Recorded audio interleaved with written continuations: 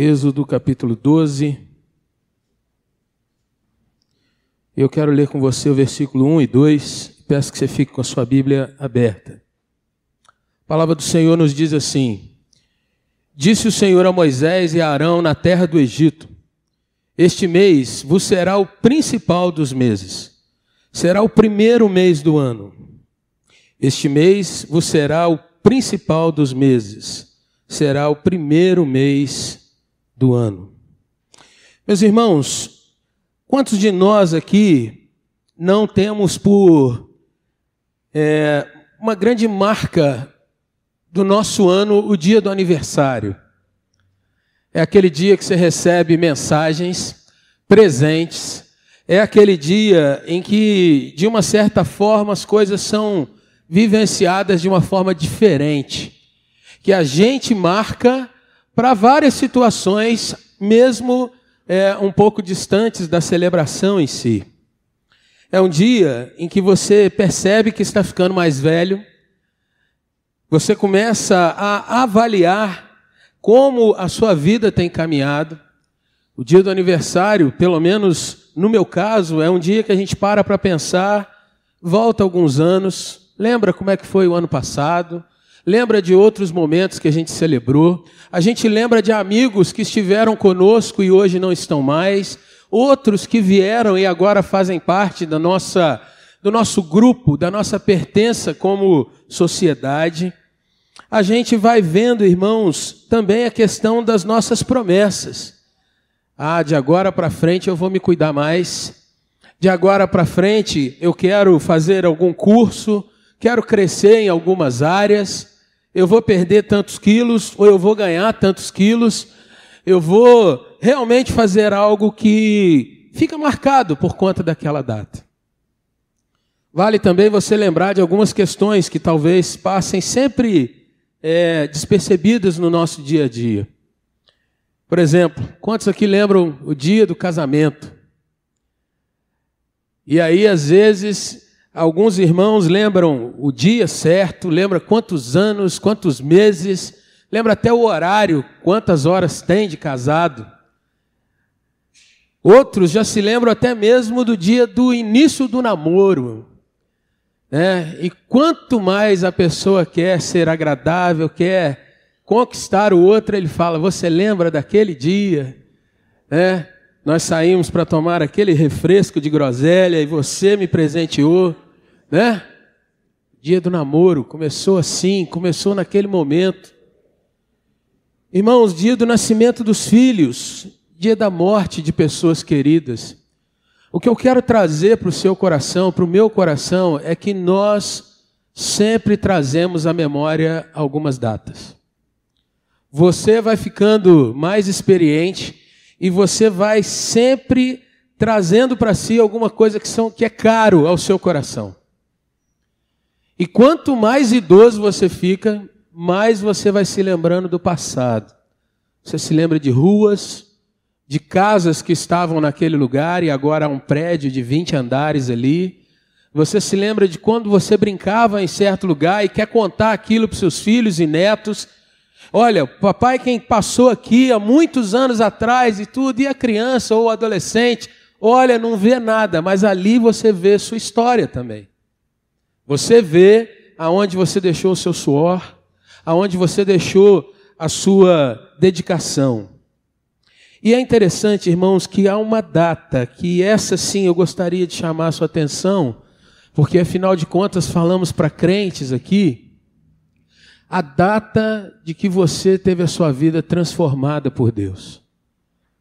E eu queria te perguntar se isso vem no seu coração. A data que Deus mudou a sua história, definitivamente, isso vem no seu coração. Aquilo que era antes de um jeito e agora não é mais, isso vem no seu coração. Dá uma olhada no texto em que nós lemos.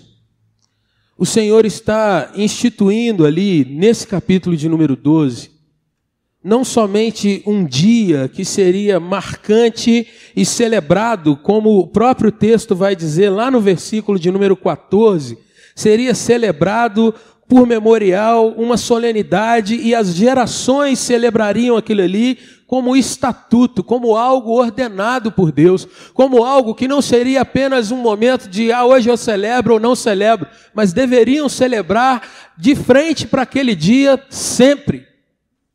E esse dia, esse mês, passaria a mudar o calendário do povo israelita. Aquele mês, irmãos, era o 7º mês do ano, mas a partir daquele momento passaria a ser o primeiro. Quando o povo de Israel foi conquistado pelos assírios, esse mês passou a ser chamado de Nisan, e o calendário judeu começa então a partir daí. É o início do que hoje nós temos chamado de primavera no hemisfério norte. É um tempo em que eles deveriam celebrar, e mesmo de uma forma um tanto quanto complicada, a gente não tem tempo para expor isso agora, o que acontece é que no hemisfério norte, essa data marca o reinício da vida, a reentrada de algo que havia sido perdido. A Páscoa significa, então, que é o início da vida, a vida que se renova, a vida que se refaz para aquele povo. E aí, irmãos, a gente vai vendo que aquela data seria marcada para todos os anos e revivenciada até o dia em que Jesus celebra o último momento daquela celebração como o livramento do povo do Egito, e ali ele institui um novo significado, mas ele não deixa que nós abandonemos a celebração.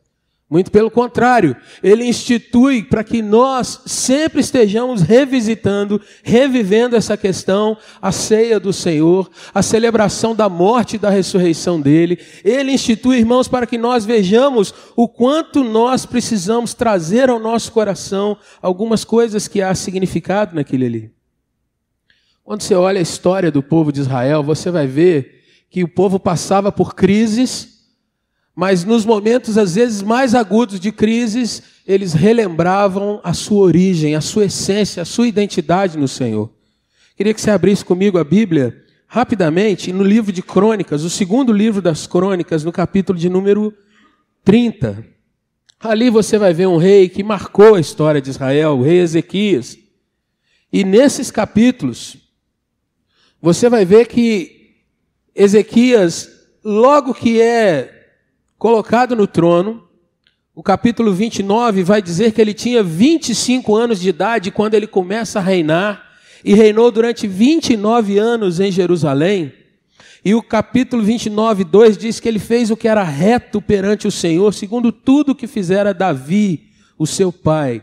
Mas se você vai começar a observar os primeiros atos de Ezequias, você vai ver a partir do versículo 12 do capítulo 29, que ele vai trabalhar, em primeiro lugar, a questão de cultuar a Deus, de restabelecer aquele povo que era dedicado a Deus. E no capítulo 30, esse que eu pedi para você abrir, ele vai instituir novamente a celebração da Páscoa.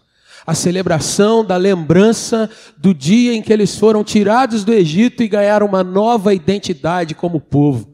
Do dia em que eles foram tirados daquela atmosfera de escravidão, de não fazerem o que era bom, mas cumprirem como escravos as ordenanças do Egito, eles voltam agora a celebrar isso ao Senhor. E eu quero trazer um resultado direto disso, segundo Crônicas 30, versículo 20. Olha o que diz esse texto. O Senhor ouviu a Ezequias. E o que acontece aí então? Ele sarou a alma do povo. Meus irmãos, quantas vezes nós tentamos resolver nossas questões sempre de uma forma pragmática, corrida, e eu tenho falado várias vezes isso aqui. Nós buscamos receitas, me diz o que eu tenho que fazer e pronto. Mas eu queria chamar a sua atenção nessa manhã, para que você volte sempre a obedecer o que a Bíblia te ensina, a amar aquilo que Deus coloca para você. E se o Senhor fez isso com um povo que constantemente o abandonava, constantemente caía em idolatria, se o Senhor sarou a alma daquele povo, será que o Senhor não pode sarar a nossa alma nesses nossos dias? Será que o Senhor não pode, nesses nossos dias, irmãos, fazer reviver em nós um senso de identidade que de fato nos qualifica no meio desse mundo que nós vivemos, que nos distingue das pessoas comuns? não pelo que nós vestimos, não pelo carro que nós usamos, não pela roupa, pelo jeito, pelas coisas que nós simplesmente achamos que devemos ter, mas de fato por uma esperança que nós carregamos no coração. De fato, irmãos, por um linguajar que é limpo no Senhor. De fato, por um aspecto de santidade que todos têm largado de lado, mas nós dizemos, vamos voltar, vamos celebrar, vamos ver a marca que nós temos de um novo nascimento e vamos deixar então o Senhor sarar a nossa alma. Há mais um outro texto, tem tantos que eu poderia mostrá-los, mas vai para frente comigo, Neemias agora, capítulo 8.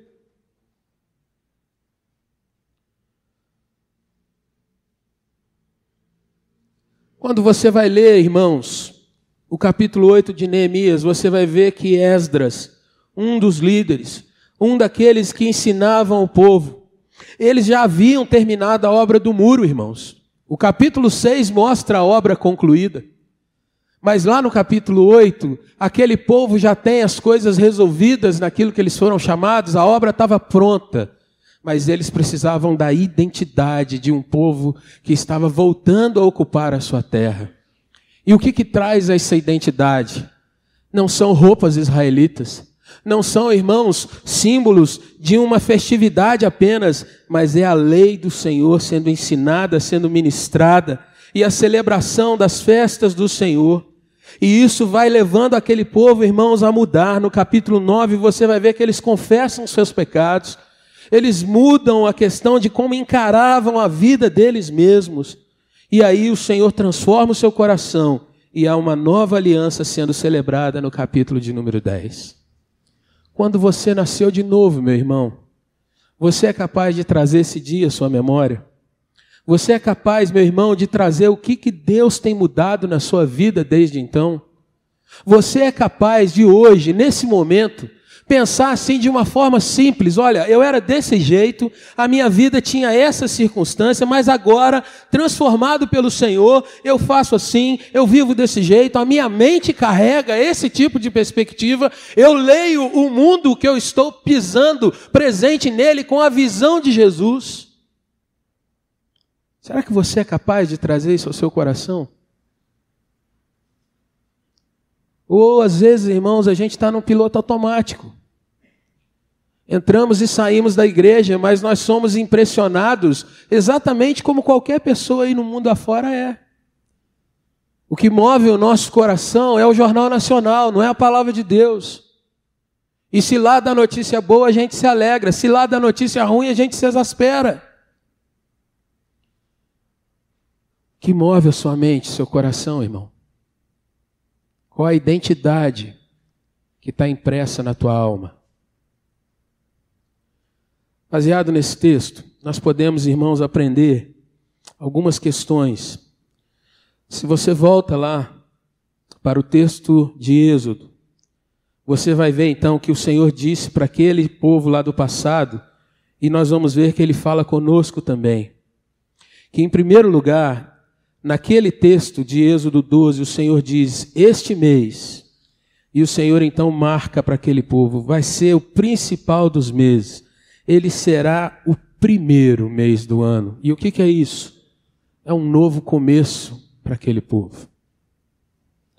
Quando nós nascemos de novo, irmãos, em Cristo Jesus, uma nova história está começando. A redenção é um começo de vida, é um novo começo. É a libertação, irmãos, de tudo aquilo que nos escravizava, de tudo aquilo que nos prendia. É uma libertação da nossa própria carne e também da influência e do poder de Satanás sobre as nossas vidas. O apóstolo Paulo vai explicar isso em 2 textos, falando de uma forma muito breve. Em 2 Coríntios, capítulo 5, ele diz assim, se alguém está em Cristo, é nova criatura, não é mais aquela criatura velha. É nova criatura, e ele continua, as coisas antigas já passaram, eis que se fizeram novas. Meu irmão, o pensamento do mundo já passou na sua vida?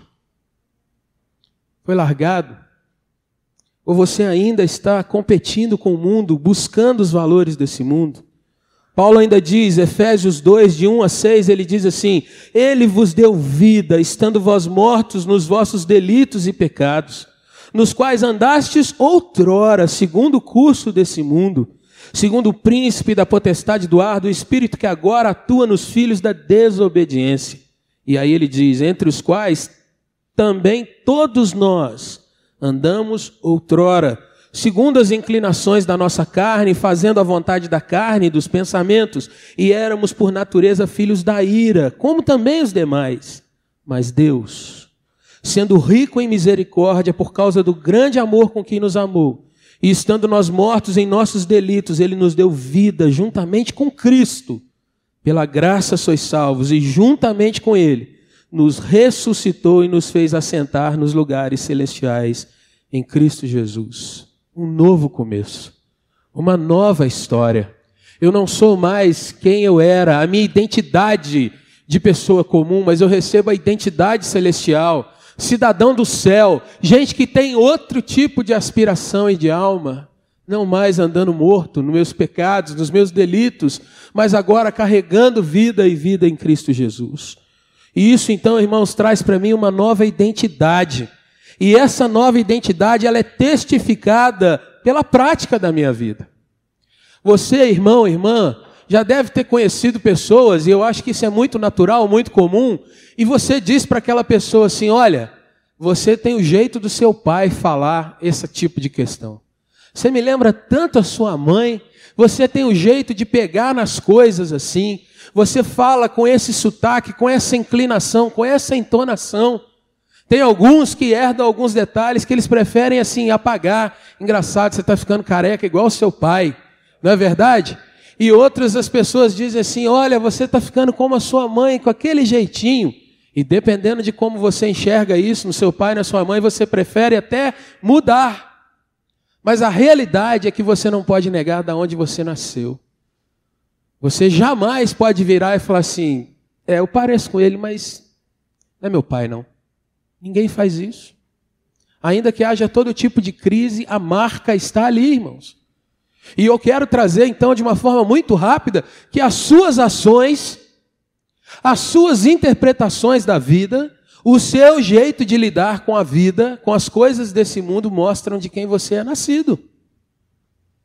A sua identidade, o seu DNA, as suas digitais comprovam de onde você veio. E no mundo espiritual isso não é diferente, irmãos. Porque se nós vivemos uma vida secularizada, se nós vivemos uma vida que é despojada dos valores de Cristo, se nós vivemos uma vida, irmãos, que não demonstra de fato aquilo que nós cremos, e na realidade demonstra o que cremos, nós precisamos avaliar de quem temos sido de fato gerados. E a prática nossa, ela testifica de onde nós viemos. Eu posso sair daqui hoje, irmãos, estar lá em São Paulo. Lá eles chegam e falam assim, você fala diferente. De onde você veio? E aí a gente é obrigado a falar, eu vim das Minas Gerais, graças a Deus. Mas você, quando está no meio dos seus amigos, está no meio da sua família, as pessoas podem dizer, você está diferente. O que está acontecendo? Ou elas podem não perceber nada de diferente da gente em relação ao mundo. E aí elas também sabem de onde nós estamos vindo. E uma terceira questão, irmãos, que nós precisamos então trazer para esse texto, é que ele nos traz uma nova proclamação. Um novo começo, uma nova identidade, uma nova proclamação, que era o anúncio daquele povo que marcharia, irmãos, por 40 anos e haveria sempre a testificação. Quem é esse grupo? É aqueles que estão saindo do Egito. Quem é esse povo? É aqueles que estão saindo do Egito, indo para um lugar que eles chamam de Canaã, indo para um lugar que eles aspiram, que eles anseiam. Eles estão indo para lá, ou pelo menos eles creem nisso. E Deus os levou e os colocou naquela terra e fez com que eles fossem uma nova nação, um povo novo. Quem é esse povo que está aqui nessa manhã, irmãos? Para onde esse povo está caminhando? Quem somos nós aqui nessa manhã? Eu te pergunto. Quem sou eu aqui nessa manhã? Para onde eu estou indo? E os meus passos, eles estão sendo concretizados em cima do quê? Eu gostaria de terminar essa palavra, meu irmão, te dizendo 3 questões muito básicas. A primeira delas, nós estamos para celebrar a Páscoa do Senhor daqui a alguns dias.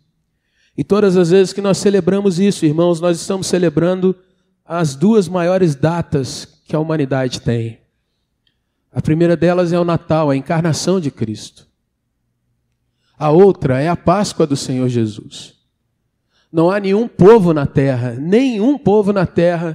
que marca essa data, irmãos, a não ser aqueles que nasceram do sangue do Cordeiro. E o que nós temos feito com essa data?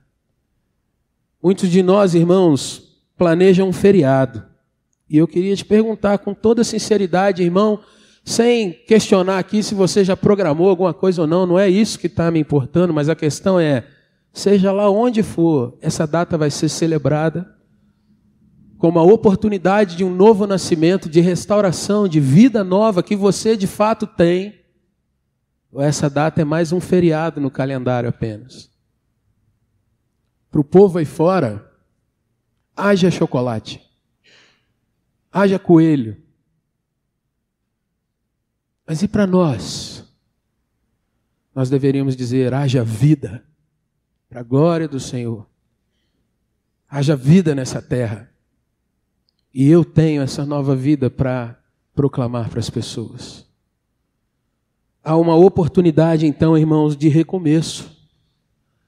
O Senhor nos chama para recomeçar. E isso é fantástico, porque talvez você tenha levado, irmãos, uma vida de um crente totalmente meia boca. Um crente que só é crente aqui, nesse retângulo. Mas o Senhor te chama para você ser um crente, por onde quer que você passar. Há oportunidade de recomeçar. Não leve a vida cristã, meu irmão, de uma forma completamente desrespeitosa para com o Deus que enviou o Filho dele para morrer na cruz. Não leve a vida cristã, meu irmão, de uma forma indiferente. Em nome de Jesus. A segunda questão, irmãos, é que há um chamado claro. Não há apenas uma questão que Deus coloca e diz assim, coma se você quiser. O que o Senhor está dizendo, e Ele disse para aquele povo, este será o primeiro mês, é porque aquilo ali, de fato, estava testificando algo que estava sendo mudado de uma forma trágica. Muita coisa aconteceu, muitos morreram naquela caminhada, e nos nossos dias, irmãos, nós estamos vendo grandes coisas acontecendo. Esse vídeo aqui não demonstra apenas uma igreja que teve parede caída, mas demonstra, irmãos, que um povo está pagando um preço para testemunhar a fé, ainda que haja paredes caídas. Um povo que não abre mão da sua identidade, ainda que se tome todos os seus bens. E quantos assim nesse mundo, irmãos? Mas eu e você, nós podemos erguer os nossos olhos e dizer, Deus, como nós somos privilegiados. Como nós somos privilegiados. Mas isso, irmãos, não é simplesmente para dizer que sou privilegiado e ponto final. Na realidade, nós temos uma responsabilidade maior do que aqueles irmãos. Porque no meio de tantos privilégios, a gente muitas vezes tem brincado com a vida cristã. E o Senhor Jesus nos disse que a quem muito se é dado, o que o Senhor vai pedir de nós, irmãos? Você não teve terremoto na sua casa. Você nunca passou fome. Ah, já passei sim, pastor. Meu irmão, o máximo que aconteceu talvez tenha sido atrasar seu almoço.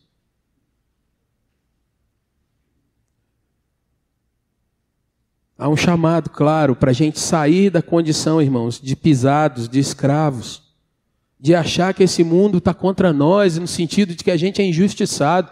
Esse mundo está contra nós porque ele é contra o nosso Senhor. E aí é guerra mesmo. Não tem esse negócio de a gente ficar negociando com o mundo. Não há negócio. Não há barganha. Por fim, meus irmãos, há uma chance de proclamarmos para esse mundo que há vida verdadeira em Cristo e esperança para a eternidade. A igreja do Senhor, irmãos, tem tido uma mensagem tão medíocre. Uma mensagem que diz para as pessoas que elas podem enriquecer, ou que elas podem ter saúde apenas, ou que elas podem mudar o seu aspecto social tendo novos amigos. Mas a igreja do Senhor precisa ir além disso e falar de vida eterna, aquela que é para nunca mais acabar. A igreja do Senhor precisa ir para uma mensagem de que nesse mundo, de fato, nós passamos por aflições, mas nós vencemos o mundo no Senhor. A igreja do Senhor, irmãos, precisa ser Cristo na terra. E não apenas falar de Jesus, mas não demonstrar que o conhece. Eu queria te convidar a baixar sua fronte. Primeira pergunta que eu te fiz nessa manhã foi exatamente se você se lembra do dia que a sua vida foi transformada por Deus. Talvez você não tenha o dia certo, isso realmente não é o mais importante. Mas você precisa ter, e isso eu quero te falar com todo amor, meu irmão, você precisa ter um parâmetro de que sua vida foi mudada. Porque se não houve mudança, você precisa se perguntar, à luz da palavra de Deus, do que tem acontecido contigo. Se não houve uma mudança de pensamento, se não houve uma mudança de fé, se Jesus não pode contar com você para mudar, às vezes, pequenos gestos ou hábitos, você precisa entender diante dele se você foi transformado ou não. E eu gostaria que você falasse com ele a respeito disso.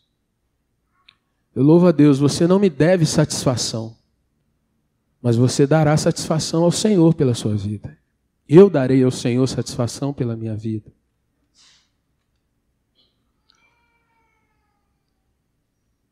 Você tem sido transformado? Louvado seja Deus que a pergunta não para aí. O Senhor te chama nessa manhã para você de fato dizer para Ele, Senhor, até aqui, talvez eu não tenha andado conforme o Senhor realmente me chama, me convoca a andar. E a palavra do Senhor, irmãos, de uma forma muito simples, ela diz que todo aquele que vem ao Senhor Jesus, ele não é lançado fora. E isso faz parte também de quando nós nos arrependemos, quando nós nos colocamos diante do Senhor e falamos, Senhor, me ajuda a recomeçar. Me ajuda a ter esse mês marcado na minha vida como um recomeço, como uma nova história. E você pode pedir isso ao Senhor nessa manhã. Você pode clamar, Jesus, salva a minha vida. Eu não estou dizendo que Ele precisa de você, eu estou dizendo que é você quem precisa dEle. E se você não tiver essa visão, você é miserável e vai passar por grandes vales, e o Senhor não quer isso.